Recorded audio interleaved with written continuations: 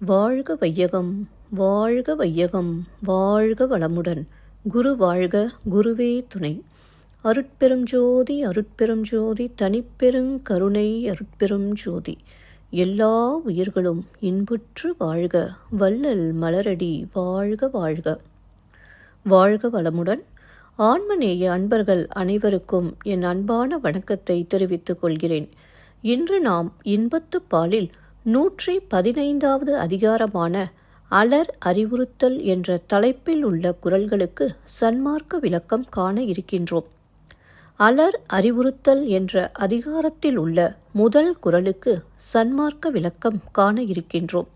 வாருங்கள் அன்பர்களே. அதிகாரம் அலர் அறிவுறுத்தல். குறள் 1141. அலரெழு ஆருயிர் நிற்கும் அதனை பலர் அறியார் பாக்கியத்தால்.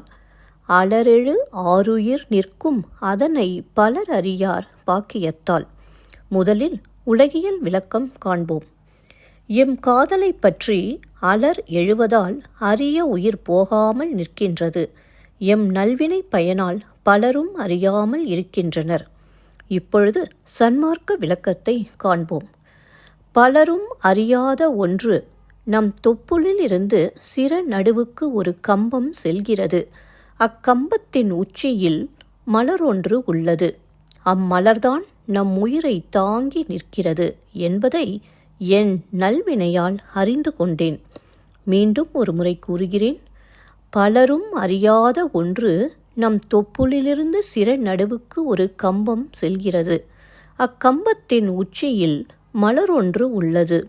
அம்மலர்தான் நம் உயிரை தாங்கி நிற்கிறது என்பதை என் நல்வினையால் அறிந்து கொண்டேன். நன்றி அன்பர்களே. மீண்டும் அடுத்த பதிவில் உங்களை சந்திக்கும் வரை உங்களிடம் இருந்து விடை பெறுவது திருமதி பாரதி சேகர். வாழ்க வளமுடன்.